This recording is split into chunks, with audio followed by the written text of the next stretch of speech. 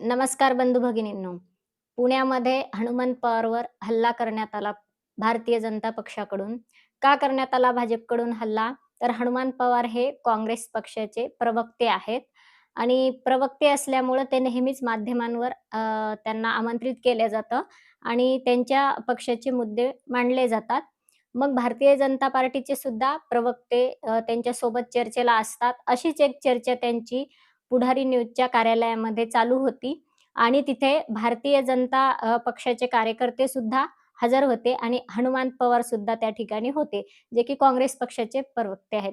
तर या दोघांची तिथे चर्चा झाली. चर्चा झाल्यानंतर दोघेही बाहेर निघाले. दोघेही बाहेर निघाल्यानंतर तिथे मात्र त्या कार्यकर्त्यांनी हनुमंत पवारांना एकट्याला गाठलं आणि ते जे सर्वजण टोळी होती 5-6 जणांची ती तिथे थांबलेली, घेराव केला आणि त्यांना मारहाण करण्यात आली. त्यानंतर मारहाणी दरम्यान हनुमंत पवार एक पाऊल सुद्धा मागे हटले नाहीत. त्यांच्यातच उभे राहिले पुन्हा. त्यांच्या मारहाणीला तोंड दिलं आणि गळ्यात रुमाल असा टाकताना सगळ्यांनी बघितलेलं आहे. त्यांच्या गळ्यातला रुमाल त्यांनी पुन्हा व्यवस्थित टाकला आणि ताईट मानेने तिथंच उभे राहिले. परंतु हनुमंत पवारांनी जी प्रतिक्रिया दिली ते आपण ऐकणं खूप महत्वाचे आहे. सगळ्यांपर्यंत जाणं महत्वाचं आहे, की ह्या टोळ्या का उभ्या राहत आहेत जागी-जागी आणि एकट्याला का गाठत आहेत एकट्या-एकट्या व्यक्तींना. तर हनुमंत पवारांच्या हातात कुठलंही शस्त्र नव्हतं. हनुमंत पवार तिथे युद्धाला गेले नव्हते. कशाला गेलते? चर्चेला गेलते. भारतीय जनता पार्टीचे कार्यकर्ते कशाला आलते? चर्चेला आलते. पुढारी न्यूजच्या पत्रकारांनी त्यांना वारंवार फोनवर कॉन्टॅक्ट करताना म्हणले, की तुमच्या तिथे कमरेला की पिस्तूल होती. तुम्ही त्यांना धाक दाखवला गोळ्यांचा, की "बघ माझ्या कमरेला काय आहे, दिसलं का? मग आता हेच तुझ्यावर गोळ्या झाडण्यात येतील" वगैरे त्यांना धमकी देण्याचा प्रयत्न केला. म्हणजे दिली धमकी थोडक्यात हनुमंत पवार सांगतात, की धमकीच दिली. पण हनुमंत पवार म्हणले, की मी त्यांना तिथेच म्हणलो, की "मी अशा पिस्तुलांना, गोळ्याला भीक घालत नाही. आम्ही घाबरलेले नाहीत. आमच्या पूर्वजांनी पूर्वी पण अंगावरती गोळ्या घेतलेल्या आहेत आणि त्यांचे प्राण गेलेले आहेत. आम्हीही देशासाठी प्राण द्यायला तयार आहोत. आम्ही गोळ्यांना घाबरून घरात बसणारे नाहीत. कारण आपण पाहिलं महात्माजी गांधी यांना जेव्हा-जेव्हा मारण्याचा प्रयत्न करण्यात आला, तेव्हा गांधीजी कधीही मागे हटले नाहीत.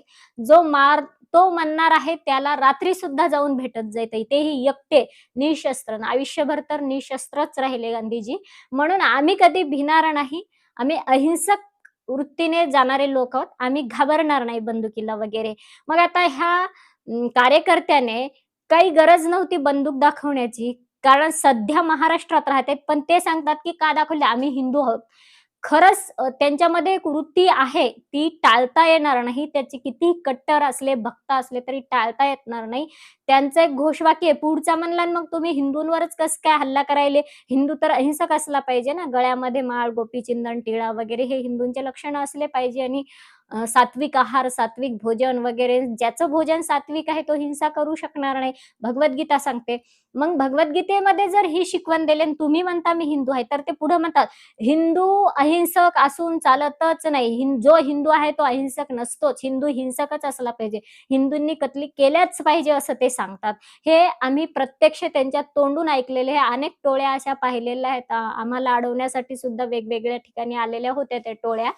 पण मग त्यांना म्हटलं, "तुमच्याकडे कपाळाला टिळा दिसत नाही, तुमच्या गळ्यात माळ नाही, तर तुम्ही हिंदू नाहीत व्हा रस्त्याच्या बाजूला." तेव्हा मात्र बोबडी वळली त्यांची. मग असाच प्रकार तो पुण्यामध्ये घडला. आम्ही हिंदू आहोत म्हणतो म्हणून आम्ही हल्ला करायलो. म्हणजे हिंदू आहेत याचा अर्थ लायसन्स आहे का हल्ला करण्याचा? मग पुढे जेव्हा त्यांना प्रश्न करतात पुढारी न्यूजवाले, तेव्हा तो तुषार कार्यकर्ता म्हणत असतो, की म्हणजे हुशार तर बिलकुल नाही, पण ते नावातच ते तसलं दडलेलं आहे तुषार. मग तो सांगतो, की माझ्याकडे बंदूक आहे, ती मला कायद्याने आहे, माझ्याकडे त्याचा परवाना आहे, म्हणून मी कमरेला ठेवतो. पण पुढारी न्यूजवाल्यांनी बोबडी वळवली मात्र त्या भाजप कार्यकर्त्याची. ते म्हणतात, "म्हणजे तुम्ही आमच्या कार्यालयात आले होते, तेव्हा सुद्धा तुमच्या कमरेला पिस्तूल होती? कमाल आहे, कमाल आहे." तेव्हा बोबडी वळत-वळत उत्तर देतात, "मला कायद्याने परवानगी आहे, मला कायद्याने परवानगी आहे, नक्षलवाद्यांसाठी परवानगी आहे." मग नक्षलवाद्यासाठी जर आहे, तर जी व्यक्ती वैचारिक चर्चा करायला आलेल, तिला बंदुकीचा धाक दाखवायचा? आणि आता शेवटी म्हणणार, की फारच जर वातावरण तापलं तर म्हणणार, "नाही, नाही, आम्ही बंदुकीचा धाक वगैरे दाखवलाच नाही." म्हणजे यांना पुन्हा आता हिंदू धर्मात खोटं बोलायलाही शिकवलं. पुन्हा हे दुसरी शिकवण देतील, जो सत्य आहे तो हिंदू नाहीच. जो खोटं बोलेल तोच हिंदू, ही दुसरी शिकवण देतात. पहिली शिकवण काय देतात? जो अहिंसक आहे तो हिंदू नाहीच म्हणतात हे. हिंदू हा हिंसक असला पाहिजे, ही पहिली शिकवण यांची. आता यांनी दुसरं काढलं, की जो सत्य बोलेल तो हिंदू नाही, हिंदू खोटं बोललाच पाहिजे, तोच हिंदू. म्हणजे ही दुसरी शिकवण. यांनी एक फॉर्म्युला आणलाय असा. आता हिंदू धर्माचं तत्व आहे, निशस्त्र माणसावर कधीही हल्ला केला जात नाही. महाभारतातलं युद्ध पहा, रामायणातलं युद्ध पहा. रावण जरी असला ना, तर राम जर निशस्त्र असला, तर रावणाची हिंमत नव्हती, की रामावर बाण सोडायला किंवा कुठलंही शस्त्र सोडायला. का? तर त्यांच्या युद्धाचे जे काही नियम ठरलेले होते, महाभारतातलं युद्ध बी पहा.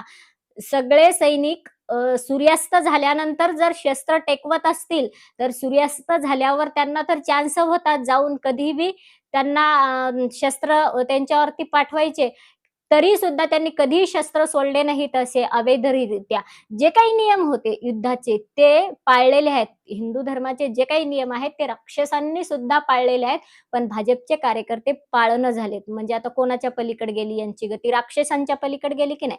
हनुमान पवार स्पष्ट दिसत आहे. हनुमान पवाराच्या हातात ना लाठी होती, ना पिस्तूल होता, ना कुठलं शस्त्र होतं, ना पत्थर होते, ना काही नव्हतं. गळ्यातला तेवढा रुमाल होता आणि तरीही तुम्ही निशस्त्र माणसावरती हल्ला कराल. दुसरी गोष्ट, हनुमान पवारांसोबत जर 5 लोक असते, तर 5 लोकांनी हल्ला करणं हा हिंदूंचा नियम आहे. पण हनुमान पवार एकटे आणि हे 5-6 लोकं मिळून हल्ला करतात, तर हे राक्षसी नियमांच्या पण पलीकडे गेलेले, राक्षसी वृत्तींच्या पण. महाभारताचं सगळं युद्ध पहा, एवढं भयंकर, महाभयंकर युद्ध झालेलं, पण राक्षसी वृत्तीवाल्यांनी दुर्योधनाच्या त्या सैन्यांनी सुद्धा जे नियम पाळले ते सुद्धा तुम्ही पाळू शकत नाही. म्हणजे दुर्योधनाच्या पलीकडची नीच प्रवृत्ती आणि वृत्ती तुम्ही भारतीय जनता पार्टीच्या लोकांनी करून घेतले. तुम्ही आहेत आमच्यातले. असं नाही की तुम्ही कुठून तरी दुरून आलेत, बाहेरच्या मुस्लिम राष्ट्रातून वगैरे आलेत. तुमचं बीज जे उत्पन्न झालंय ते इथूनच आहे ना, इथून पांडवापासूनच सगळ्यांची ही परंपरा चालू झाली ना. मग तुम्ही असं नाही की पार परक्या लोकांचे, परक्या गावातले म्हणजे भाजप पक्षाचे, ते आमच्या घरातलेही असू शकतात. आमचेही चुलत भाऊ, सख्खे भाऊ, आते भाऊ, मामे भाऊ, आत्या, मावशी, काकी, काकू, काकूची काकू, कुणी बी भारतीय जनता पार्टीच्या पक्षात आहेतच. मग तुम्ही काय अशीच नीच वृत्ती बाळगायची का? निशस्त्र माणसावर हल्ले तुम्ही किती दिवस करत राहणार? आम्ही पराक्रम गाजवला म्हणता, वरून म्हणता काल जे झालं ते आम्ही योग्य केलं. हां, योग्यच म्हणता ना. गांधीजीची हत्या केली, आम्ही योग्यच केलं म्हणता. मान्य करत नाही आम्ही हिंसा केली म्हणून. फार वातावरण तापलं तर मग म्हणता, "हां, त्याचा निषेध आहे. आम्ही हिंसेचं समर्थन करत नाही." मग आता काय करायले? स्वतः हिंसा करायले. हेच तुमची वृत्ती कधीही जाणार नाही. तुमची वृत्ती तेव्हाच जाईल. याच्यासाठीच गांधीजी म्हणले होते, अगोदर काँग्रेसला बरखास्त करा, मग भारतीय जनता पार्टीला तोंड काढायला जागा सुद्धा उरली नाही पाहिजे. याच्यासाठी भारत देशामध्ये ह्या पार्ट्या आहेत ना, या नीच वृत्तीच्या ह्या नसल्याच पाहिजे. कारण तुमची जी वृत्ती आहे ती तेव्हाच जाईल, तुमचं संघटन आणि तुमचं पार्टी ही बरखास्त केल्या जाईल. आता जसं इतक्या दिवस म्हणत होते मी एका पक्षाचं, त्या पक्षाचं श्राद्ध घातलं गेलं पाहिजे. आता असं म्हणावं लागेल. पहिले आता तो पक्ष जवळपास संपल्यात गणती आहे, पण तो तरी बी पद स्वीकारत आहे. आता पुन्हा म्हणावं लागेल, ह्या पक्षाचं सुद्धा पहिले श्राद्ध घातलं पाहिजे. बरखास्त करा तुमची पार्टी. कारण निशस्त्र माणसावर हल्ले करता. तुम्ही हिंदूंचं छोटं लेकरू जरी दिसलं, तरी तुमचं संघटन 7-8 लोकांचं तयारच असतं. म्हणजे माझा छोटा मुलगा 3च वर्षाचा, मी जाऊ दिला नाही ते तुमच्या त्या काही शिबिर होतात त्या शिबिरामध्ये तिथं मारायचं शिकवता, काठ्या फिरवायचं शिकवता, तिथं जाऊ दिलं नाही तर 7 लोकं आले माझ्या 3 वर्षाच्या मुलावर, "का आला नाहीस?" म्हणून हमला करायला. म्हणजे 3 वर्षाच्या लेकरू सुद्धा तुम्ही पाहत नाही तरी म्हणता आम्ही केलं ते योग्यच केलं. आमच्या शिबिरात आला नाही म्हणून आम्ही हल्ला करायसाठी आलो. थो थो इतकं थोटांड बोलता तुम्ही, की कुठलीच तुम्ही विचारधारा चांगली ठेवलेली नाही. पूर्णपणे प्रदूषण झालेलं आहे. तुम्हाला ऐकायला राग येईल. तुम्ही काय तुम्हाला वाटेल की कारण का असंही समजू नका तुम्ही फार परके आहेत. आमच्या घरातलेही लोकं भाजप वृत्तीशी जोडलेले आहेत. रात्रंदिवस ते त्याच्या कार्यक्रमात असतात. म्हणून पण जे तिथं जातील ते ह्याच विचाराचे होतील. हे मात्र लिहून घ्या कोऱ्या कागदावर खोटं. जे तुमच्या पक्षाच्या पदराखाली येतील ते ते ह्याच वृत्तीचे होतील. आणि ज्यांना ज्यांना वाटत असेल आम्हाला चांगलं व्हायचं आहे, तर निश्चितच तुम्ही गांधी विचाराच्या मार्गाने या, विनोबांच्या विचाराच्या मार्गाने या. तुम्ही गीताईचं पठण करा, भगवद्गीता वाचा, मग कळेल. तुम्ही महाभारत वाचा, मग कळेल तुम्हाला काय आहे आपला हिंदू धर्म. तुम्ही रामायण वाचा, श्रीराम काय आहेत हे अनुभवा. रामायणातली सीता काय आहे याचा अनुभव घ्या. रामायणातला रावण काय आहे हा अनुभव घ्या. महाभारतात जा, तिथे सुद्धा युधिष्ठिर काय आहे, अर्जुन काय आहे, कुंती काय आहे, हे सगळं लक्षात घ्या. एकूण एक अभ्यास करा तुम्ही, मग कळेल तुम्हाला हिंदू धर्म काय.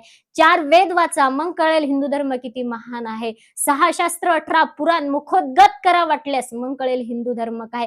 2-4 लोकांचे टोळके आणायचे आणि हनुमान पवारांसारखा एखादा निशस्त्र व्यक्ती दिसला की त्याच्यावर हमला करायचा, किंवा आमच्या शिबिरामध्ये किंवा आमच्या त्या लाठी मारण्यामध्ये 3 वर्षाचा मुलगा का आला नाही म्हणून त्याचा रस्ता अडवून त्याच्यावर हमला करण्याचा प्रयत्न करायचा. खरं जर मी माझ्या मुलासोबत नसते तर या लोकांनी हमलाच केला असता. मी यांना एकच प्रश्न विचारला, तुम्ही अच्छा तुम्ही हल्ला करायला आले का? अंधारात पुढे गेलेल्या माणसाला हे बोलवून घेतात, यांची एक वृत्ती आहे. रस्त्यामध्ये थांबतात, तो माणूस जिथून जाणार आहे रस्त्यामध्ये थांबतात आणि त्या माणसाला 2 पाऊल पुढे जाऊ देतात आणि मग मागून आवाज देऊन बोलवतात. अगदी असंच केलं हनुमान पवाराला. 2 पाऊल पुढे जाऊ दिलं आणि आवाज देऊन मागे बोलावून घेतलं आणि शिवीगाळ करायला सुरुवात केली. आणि हे सांगतात की हनुमान पवारांनी शिवीगाळ केली. काही जण म्हणतात हनुमान पवारांचं, त्या हनुमंत पवाराचं तोंड फाटकं आहे, फुटकं आहे, तुटकं आहे. तुमचे काय फेविकॉलनं चिटकवलेले आहेत का? तुमचे जर तोंड चिटकवलेले असते तर मग भांडणच झालं नसतं ना. तुमचे असे पार आभाळा एवढाले तुकडे झालेले आहेत. तुमच्या थोबाडाची हृदय नावाची चीज नाही तुमच्याकडे. हृदयात सगळे ब्लॉक झालेले आहेत. ते हृदय दुरुस्त करा आधी. आणि ते हृदय अशी स्वामी विवेकानंद म्हणतात ना तसे ओपन करा, मोठे करा, विशाल करा त्या हृदयांना, आणि मग बघा सारं विश्व कसं आपलंच दिसते. संत ज्ञानेश्वर महाराजांनी का नाही तुमच्यासारखे हल्ले केले असे? संत ज्ञानेश्वर महाराजांना कसं दिसलं हे जग? कसं दिसलं? सारे विश्वाची माझे घर आहे. हे एकच घर आहे आणि हे माझंच आहे हे दिसलं. म्हणून साधू संतांनी कधीही हातामध्ये शस्त्र घेतलं नाही आणि कधीही कुणावर हल्ले केले नाहीत आणि कधी कुणाला परक समजलं नाही. सगळं आपलंच आहे. आणि हनुमान पवार हेच सांगत असतो. हनुमान पवार खुपले कुठे यांना? कुठे खुपले?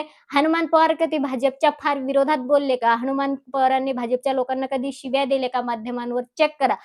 चेक करा पुन्हा एकदा हनुमान पवारांच्या जेवढ्या काही मुलाखती आहेत, जेवढ्या काही चर्चा आहेत, बडे मुद्देच्या चर्चा असतील, पुढारी न्यूजच्या कुठल्याही चर्चा चेक करा.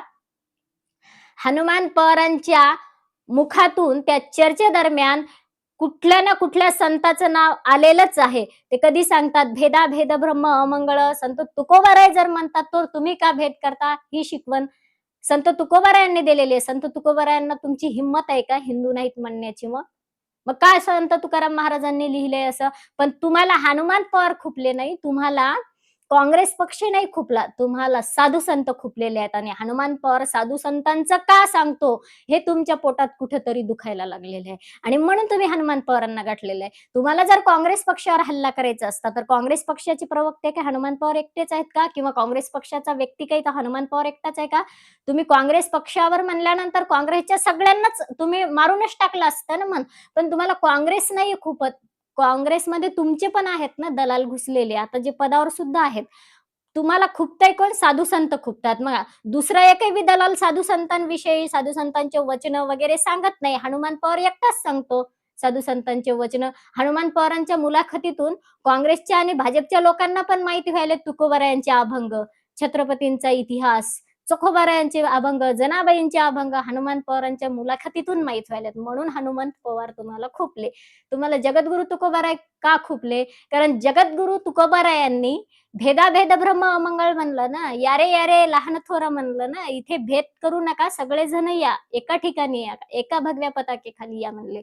मग तुम्हाला जगद्गुरु तुकोबाराय सुद्धा खुपले तिथे. जगद्गुरु तुकोबारायांना सुद्धा असाच कट केला. त्यानंतर माझ्या मुलावर जे हल्ला करायला आलेला होता ते एक महाशय कार्ट म्हणलं, "तुम्ही काय कमी समजले का आमच्या संघटनेला? आमची संघटना 100 वर्ष जुनी आहे. मग आम्ही हल्ला करणार, आमची 100 वर्ष जुनी काय कमी काम केलं आम्ही 100 वर्षात?" असं म्हणलं ते कार्ट. त्याला मी म्हटलं, "100 वर्ष नाही, तुझी 700 वर्ष जुनी आहे. तू या काळातला आहे म्हणून तुला 700 वर्षापूर्वी सुद्धा तुझं संघटन होतं. का होतं? तर 400 वर्षापूर्वी, 450 वर्षापूर्वी तुम्ही जगद्गुरु तुकोबारायांवर असेच कट कारस्थान रचले. त्यांना नेहमी संपवण्याचा प्रयत्न करण्यात आला. त्यांचे विचार सुद्धा संपवण्याचे प्रयत्न केले. त्यांचा गाथा बुडवण्यात आला. हे तुम्हीच बुडवला ना. मग हेच हनुमान पवार सुद्धा सांगत असतात म्हणून खुपायलेत हनुमान पवार. नंतर पुढं म्हणलं की संत ज्ञानोबारायांना सुद्धा खापर भेटू दिले नाही मांडा भाजण्यासाठी. ज्ञानोबारायांच्या पाठीमागे सुद्धा तुम्ही असेच हात धुवून लागलेले होते. ज्ञानोबाराय आयुष्यभर निशस्त्र होते. तुकोबाराय आयुष्यभर निशस्त्र होते. का यांनी कधीतरी हातामध्ये शस्त्र घेऊन कुणाला मारलेलं तुम्हाला दिसतं का? कुत्र्याला कुत्रं सुद्धा म्हणले नाहीत हे साधू संत, श्वान म्हणले कुत्र्याला. कुत्र्याला कुत्रं सुद्धा म्हणले नाहीत. इतकं साधू संतांची भाषा मितले आणि मवाळ इतकी भाषा मितले आणि रसाळ अशी ओतप्रोत भरलेली, अमृतालाही फिकी पाडेल अशी साधू संतांची भाषा आणि त्या साधू संतांना सुद्धा तुम्ही असेच साधू संत निशस्त्र अस्त्राने सुद्धा हल्ले करण्याचे प्रयत्न केले. म्हणून हे जे तुमचं संघटन आहे पार्टीचं, हे केवळ 100 वर्ष नाही तुम्ही जो उत्सव साजरा करायला शतक उत्सव साजरा नका करू तुम्ही. 700 वर्षापासून जुनी आहे. त्याच्यामुळं आणि रामायणातही होतेच तुमचे कार्यकर्ते. त्याच्यामुळंच रामाला त्रास झाला ना. त्याच्यामुळेच रावणाचं युद्ध झालं वगैरे तेव्हाही तुमचा कार्यकर्ता होताच रावण. त्याच्यामुळे तुम्ही असे हजारो वर्षाचा उत्सव साजरा करा. एका शतकाचा उत्सव साजरा नका करू. फार जुनं संघटन आहे तुमचं आणि तुम्ही कधी ते संपवणार नाही. कारण तुम्हाला जीवाचं हित करूनच घ्यायचं नाही. तुम्हाला राक्षसांच्या गतीलाच जायचं आहे. तुम्हाला कधीच रामगती नाही पाहिजे. तुम्हाला कधीच ईश्वर गती नाही पाहिजे. तुम्हाला आत्म्याचा विकास कधीच करून घ्यायचा नाही. तुम्हाला फक्त शरीराचा विकास, ढेऱ्या फुगवायच्या, बंदुकी बाळगायच्या. अरे जो खरा काम करतो ना, तो नक्षलवाद्यांमध्ये काय आणि आतंकवाद्यांमध्ये काय गेला तरी बी तो बंदूक घेत नाही.